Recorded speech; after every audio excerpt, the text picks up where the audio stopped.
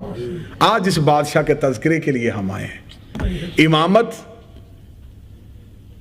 کمسنی میں بھی ہو تو امامت، یہ آپ کے آئمہ میں سے واحد امام ہے جس کی 25 سال ہو۔ دو جملے، چند جملے فضائل کے بادشاہ کے سنانا چاہتا ہوں، مولا امام جواد کے، تاکہ تھوڑا ایک معرفت دہلیز عصمت پہ ایک سجدہ ذکر ہو سکے۔ 7 سال کی عمر مبارک تھی جب مسند امامت پہ آ کے بیٹھ گئے۔ ظاہری سن مبارک 7 سال تھا جب ان بچوں کو سمجھانے کے لیے، بزرگ بہتر جانتے ہیں، جب آ کے مسند امامت پہ بیٹھے۔ والدہ جناب سبیکہ خاتون، یہ بی بی جناب ماریہ قبطیہ کی نسل میں سے ہیں، جو رسول کی آخری زوجہ تھی اور جن میں سے جناب ابراہیم فرزند اللہ نے رسول کو دیے تھے۔ اور رسول نے اس وقت جناب ماریہ سے کہا تھا کہ ماریہ تیری نسل سے ایک عورت آئے گی جس کی گود میں میرا نواں بیٹا آئے۔ جناب سبیکہ خاتون، امام جب پہنچے ہیں 7 سال کی عمر میں، خبر ہو گئی امام کو، امام رضا علیہ السلام کو زہر دے دی گئی ہے، شہادت ہو گئی ہے امام کی۔ امام مدینے سے آ گئے ہیں۔ جب امام مدینے سے بغداد میں پہنچے تو بغداد کی گلیوں میں بچے کھیل رہے تھے۔ دیکھیں امامت کا عہدہ کتنا بڑا ہے۔ ابھی پہلا قدم ہے بغداد میں، کھیلتے ہوئے بچوں کو اکٹھا کیا، بغداد کے ایک چوک کو منبر بنایا، بادشاہ دربار میں حکومت کر رہا ہے اور امام بغداد کے چوک میں کھڑا ہو کے بچوں کو شریعت سمجھا رہا ہے، اور امام بچوں سے خطاب کر رہے ہیں اور بچوں کو ان کی ذہنیت کے مطابق شریعت بتا رہے ہیں۔ یہ اتنی دیر میں مامون کی سواری آ گئی، پورا جاہو جلال، پورا سرکاری پروٹوکول، پورے لشکر کی آب و تاب کے ساتھ جو ہی آئی بچوں کو۔ اب جو پروٹوکول تھا بادشاہ کا، صدا دینے والے پہلے بازار میں آئے، رستہ چھوڑو بادشاہ سلامت آ رہا ہے، ذل سبحانی آ رہا ہے، شہنشاہ آ رہا ہے، معاذ اللہ امیر المومنین آ رہا ہے، رستے ملنے شروع ہو گئے۔ سارے بچے بغداد گلی سے، الا جواد، سوائے امام کے، کھڑا رہا میرا مولا۔ اس کی سواری قریب گزری، اب اسے نہیں پتا تھا کہ یہ کون ہے۔ جب سواری قریب سے گزرنے لگی، اس نے گزرتی ہوئی سواری سے یوں امام کا بالکل اطمینان والا چہرہ دیکھا کہ یہ نہ بادشاہ سے خوفزدہ ہوا نہ لشکر سے ڈرا۔ اس نے چلتے ہوئے سواری سے امام سے مخاطب ہو کے کہا، جب سارے بچے بھاگے تو کیوں نہیں بھاگا؟ ابھی 2 قدم سواری آگے نہیں گئی تھی کہ امام نے پیچھے سے جواب دے کے کہا، بھاگنے والے گھر سے ہمارا کوئی تعلق نہیں ہے،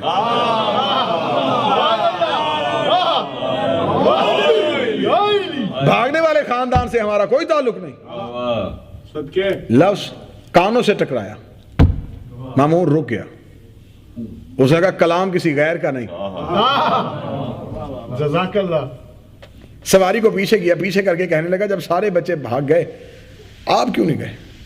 امام نے کہا 3 حالتوں میں سے کوئی ایک حالت ہوتی تو شاید میں بھی چلا جاتا، اگر رستہ تنگ ہوتا، تیری سواری کی جگہ نہ ہوتی، جبکہ رستہ تنگ نہیں تھا، میرے کھڑے ہونے کے باوجود بھی تیری سواری گزر سکتی تھی۔ دوسری حالت یہ ہوتی کہ مجھے خوف ہوتا تجھ سے، سبحان اللہ، اور خوف میرے اندر تیرا ہے نہیں۔ تیسری یہ شرط کہ اگر تو ظالم ہوتا، اب تو بتا تو ظالم ہے؟ یعنی کہ بچپن کی امامت بولتی رہی اور شاہی کا بڑھاپا کمزور ہوتا چلا گیا۔ جب اس نے پورے لشکر کے سامنے یوں امام کا کلام سنا اور امام کی گفتگو سنی، لاجواب ہوا۔ جب اس نے اپنی سواری کو چند قدم آگے چلایا تو اس کے ہاتھ پہ آ کے اس کا جنگلی باز جو شکار کے لیے یہ اپنے ساتھ رکھتا تھا وہ اس کے ہاتھ پہ آ کے بیٹھا۔ اس کے چون میں چھوٹا سا ایک مچھلی کا بچہ تھا، اس نے ہاتھ لے کے وہ مچھلی کا بچہ اپنے ہاتھ میں لیا، مٹھی کو بند کیا، ہاتھ کو یوں پیچھے کیا، سواری کو واپس کیا، جہاں بچپن کے امام تقی تھے وہاں قریب آیا، امام کے سامنے کھڑا ہو کہنے لگا، اچھا تھوڑی دیر پہلے تو نے کہا تھا بھاگنے والے خاندان سے تیرا تعلق کوئی نہیں، تھوڑی دیر پہلے تو نے کہا تھا تیرے دل میں میرا خوف کوئی نہیں، تیرا خطبہ بتا رہا تھا، تیری گفتگو بتا رہی تھی، تو کوئی عام بچہ نہیں ہے، اگر تو سب کچھ جانتا ہے تو پھر مجھے بتا میری مٹھی میں کیا ہے، میرے ہاتھ میں کیا ہے. اتنا جملہ کہنا تھا. امام نے یوں مامون کا چہرہ دیکھا, چہرہ دیکھے کہا مامون تو مجھ سے سوال کرتا ہے. بادشاہ جب اپنی سواریاں لے کے گھروں سے نکلتے ہیں تو اس وقت بادشاہ کے محل کی دیواروں میں بیٹھے ہوئے بادشاہ کے ہاتھوں پہ آ کے بیٹھ جاتے ہیں. بادشاہ بازاروں سے گزرتے ہیں, بادشاہ بازاروں سے گزر کے جب جاتے ہیں تو وہی باز ہاتھوں سے پرواز کرتے ہیں, پرواز کر کے سمندر کے کنارے چلے جاتے ہیں. سمندر کی لہریں تیزی کے ساتھ بڑی چھوٹی مچھلیوں کو کنارے پہ لے کے آ جاتی ہیں. بڑی مچھلیاں تو واپس چلی جاتی ہیں, چھوٹی مچھلیاں کنارے پہ تنہا رہ جاتی ہیں. وہی بادشاہ کے چھوڑے ہوئے شکاری بھوکے بعد ان چھوٹی مچھلیوں کو اپنی چونچ میں لیتے ہیں, پرواز کرتے ہوئے واپس بادشاہ کے پاس آتے ہیں. بادشاہ کی مٹھی میں آ کے مچھلی کا بچہ دیتے ہیں اور وہ اپنی مٹھی کو اپنی کمر کے پیچھے چھپا کے اماموں سے پوچھتے ہیں کہ ہماری مٹھی میں کیا.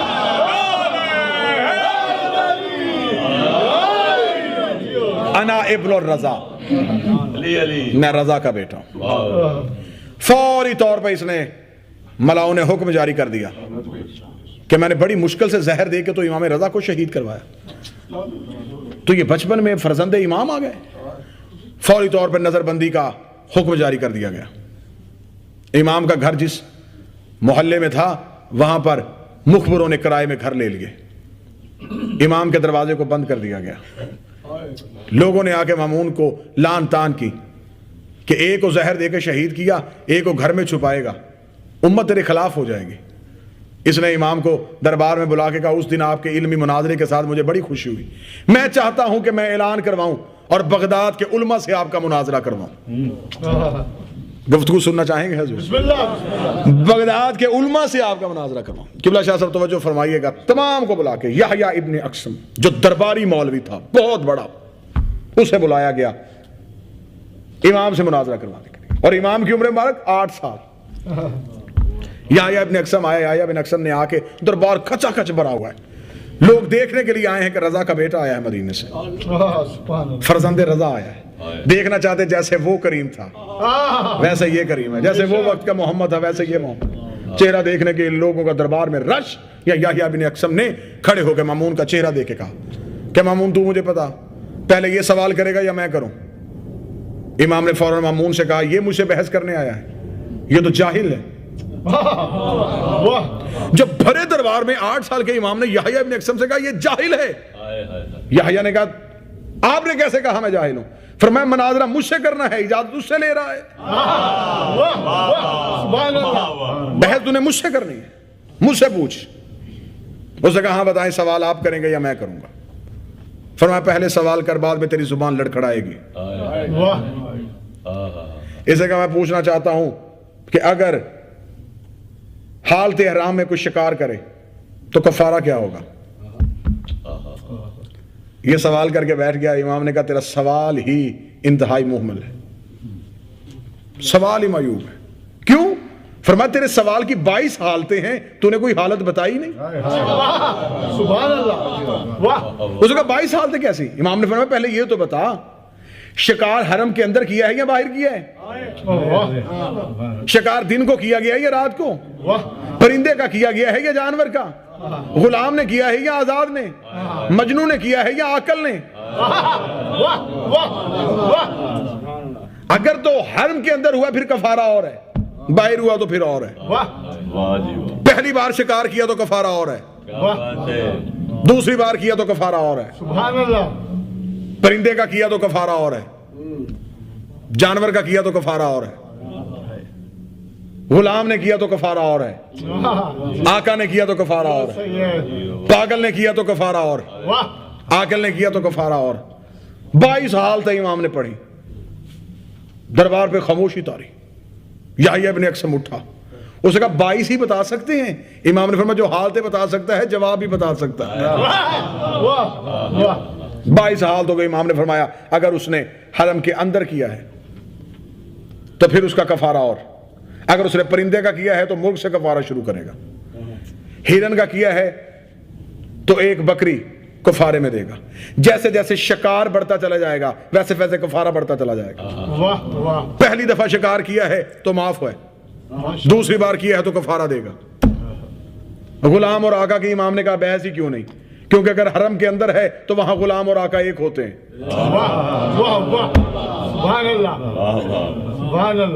لہذا دونوں پہ غلام اور آقا پہ کفارہ ایک ہی ہوگا.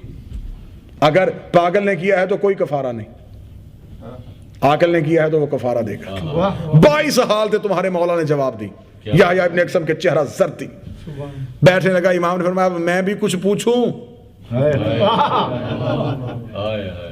سوال سننا چاہیں گے امام؟ اب کاش کے بساط علم بچھائی ہوتی اور سامنے داؤد کھڑا ہوتا, پھر میرا مولا علم کا اظہار کرتے. کاش کے بساط علم ہوتی اور سامنے عیسیٰ کھڑا ہوتا, پھر 8 سال کا مولا بتاتا کہ علم کے معنی کیا ہیں. اب جب سامنے یحییٰ جیسے جاہل کھڑے تھے اور وہ ایسے سوال کر رہے تھے, امام نے کہا چل تو بھی مجھے ایک سوال کا بتا. ایک انسان اپنے گھر سے نکلا ہے, چھت پہ کھڑی تھی ایک کنیز, وہ اس پہ حرام تھی. فجر کے وقت وہ حلال ہو گئی, ظہر کے وقت حرام ہو گئی, عصر کے وقت پھر حلال ہوئی, مغرب کے وقت پھر حرام ہو گئی, عشاء کے وقت پھر حلال ہوئی, عشاء کے بعد پھر حرام ہو گئی, فجر کے وقت پھر حلال ہو گئی. چلے اب واہ واہ نہ کرے, ایسے ایسے تو کرے. معصوم نے سوال کیا, قبلہ زیدی صاحب. یحییٰ پریشان ہوا, اس نے کہا مجھے 22 حالتوں کا اندازہ نہیں تو پھر اس سوال کا اندازہ کیا. مامون نے کہا کہ آپ بتا سکتے ہیں؟ امام نے فرمایا ہاں میں بتاتا ہوں. جب وہ شخص, جواب سننا چاہیں گے معصوم؟ امام نے فرمایا جب وہ شخص گھر سے باہر نکلا, وہ کنیز کسی دوسرے کی تھی, اس پہ حرام تھی, اس نے خرید لی, حلال ہو گئی. ظہر کے وقت اس نے اسے آزاد کر دیا, پھر حرام ہو گئی. عصر کے وقت نکاح کر لیا, پھر حلال ہو گئی. مغرب کے وقت زہار کر دیا, یہ طلاق کی ایک شک ہے, پھر حرام ہو گئی. عشاء کے وقت رجوع کر لیا, پھر حلال ہو گئی. عشاء کے بعد طلاق رجعی جاری کر دی, پھر حرام ہو گئی. صبح رجوع کر دیا, پھر حلال ہو گئی. بس یہ امام کا علمی مناظرہ تھا. یا بغداد کی گلیوں میں شور ہو گیا کہ امام جوانی میں امام نہیں ہوتا, امام بچپن میں بھی امام. وہ امام رضا کا بیٹا آیا ہے اور وہ 8 سال کی عمر میں اس نے دربار میں تمام سب کو لاجواب کر دیا. شور ہو گیا کہ آج کے بعد مسئلوں کا حل دربار سے نہیں پوچھنا, اس مولا سے پوچھنا. جب لوگ شریعت پوچھنے کے لیے مولا امام تقی الجواد کی دہلیز پہ آنے شروع ہو گئے, اس نے پھر دوسرا جو ان کی سازشیں ہوتی ہیں, اس نے پھر دوسری سازش چلی. اس نے کہا میں اپنی بیٹی ام الفضل کا عقد مولا سے کروا دیتا ہوں, تاکہ ام الفضل کا عقد کروں گا. لوگوں نے, عباسی سارے خلاف ہو گئے مامون کے. انہوں نے کہا یہ کیا کرنے لگا, عباسی خاندان میں شہزادوں کی کمی ہے کہ تو ام الفضل کا نکاح امام تقی سے کرنے لگا ہے. اس نے کہا میں چاہتا ہوں کہ امام تقی کا عقد میری بیٹی سے ہو, تاکہ امام کی جو اولاد ہو میں اس کا نانا بن سکوں. اس لالچ میں بڑے بڑے لوگ رشتے دے گئے, لیکن اہل بیت میں شامل نہیں ہو سکے, نبوت کے خاندان میں شامل نہیں ہو سکے. اور یہ تمہارا وہ امام ہے جس نے 7 سال کی عمر میں مصیبتیں برداشت کی. تم نے کربلا کا غریب 28 رجب کو مدینے سے جاتا ہوا دیکھا ہے. کتنی ظاہری عمر مبارک تھی میرے مولا کے حسین کی, 57 سال. اور جب امام تقی نے مدینہ چھوڑا ہے عمر 7 سال تھی. 7 سال کی عمر میں مدینے کی گلیوں میں اکیلا پھر رہا ہے. آدھی رات کے وقت قبر رسول پہ گیا, قبر رسول پہ جا کے کہنے لگا نانا ایک بار قبر سے باہر نکل, جیسے حسین ملنے کے لیے آیا تھا ویسے ہی آج میں ملنے کے لیے آیا. نہ میرا جد حسین واپس آئے. تو جو فرمائیے گا مصاحب میں چند جملوں کی اجازت دیجیے گا, کیونکہ غریب بغداد کا جنازہ ہے. 25 سال کے جوان امام کا جنازہ ہے. جتنے جنازے پہ آئے ہو دل کھول کے رونا بھی, پرسہ بھی دینا, کیونکہ یہ وہ امام ہے جس کی لاش پہ بہنیں نہیں پہنچ سکے, جس کی لاش پہ بھائی نہیں پہنچ سکے. امام موسیٰ کاظم کے بعد یہ بھی وقت کا غریب امام ہے. توجہ فرمائیے. آدھی رات کے وقت مدینے میں آ کے نانے کی قبر پہ آ کے کہا نانا تیرا تقی مدینہ چھوڑ کے جا رہا ہے. توجہ فرمائیے گا. دوسری درد اس امام کا، 7 سال کی عمر میں باپ کو بھی کفن دیا ہے، پھپھی کو بھی کفن دیا ہے۔ امام رضا کا جنازے بھی پہنچا، معصومہ قوم کی تدفین بھی پہنچا۔ تیسرا درد اس مولا کا، جب پردیس میں آیا صرف ماں ساتھ تھی۔ بغداد کے جس کونے پہ امام نے اپنا گھر خریدا وہ بغداد شہر سے کافی دور تھا۔ ایک دن مولا گھر میں واپس آئے ہیں،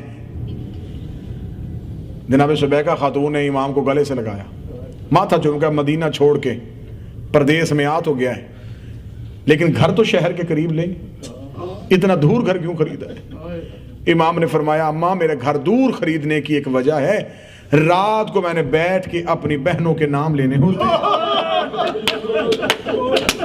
جب میں رات کو بیٹھتا ہوں مصلی پہ، میں ایک ایک بہن کا نام لیتا ہوں، میں کبھی پھپھی زینب کا نام لیتا ہوں، میں کبھی کربلا کے شہداء کی ماؤں کے نام لیتا ہوں۔ اماں میں گوارا نہیں کرتا یہ نام کسی کان میں چلا جائے۔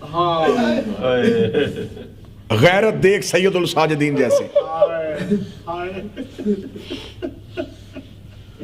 ام الفضل کے ذریعے سے موسم باللہ نے ملعون نے زہر دلوایا ہے۔ جب یہ کمینی عورت زہر لے کے آئی ہے جیسے حسن کو زہر دیا گیا تھا، جتنے امام بھی مسموم جنہیں زہر دیا گیا ہے، برطانیہ کے مومنین مجھے معاف کر دینا، تلوار والی شہادت آسان ہے، زہر والی شہادت بڑی مشکل ہے، کیونکہ زہر جب حلق کے اندر جاتی ہے خون میں شامل ہو کے جگر میں جاتی ہے، پہلے جگر پھٹتا ہے۔ اسی لیے تو جب جودہ نے زہر دیا تھا میرے مولا امام حسن کو زہر کا ملنا تھا یا امام بی بی فروہ کے دروازے پہ آئے تھے، رو کے کہا تھا فروہ جلدی کر میرا قاسم جگا دے۔ بی بی نے کہا قاسم کو جگا کے کروں کیا؟ میرے مولا رو کے کہا ایک بار میرے سینے پہ لٹا۔ فرمایا سینے پہ کیوں لٹانا ہے؟ ایک بار میرا قاسم۔ سنت حسن ادا ہو گئی اس مولا پر، لیکن جب حسن کو زہر ملی بہنے بھی مدینے میں۔ اب اللہ جانے اگلے جملے پہ تم پرسہ دے سکو یا نہ دے سکو، غریب کا جنازہ ہے اور جنازے ویسے ہی آتے ہوئے اچھے لگتے ہیں کہ چیخوں میں جنازہ آئے، کیونکہ یہ جنازہ تنہا نہیں آنا، اس جنازے کے ساتھ ایک کالے برقعے والی بیوی بھی ہوگی جس کے سر سے برقع اترا ہوا ہوگا۔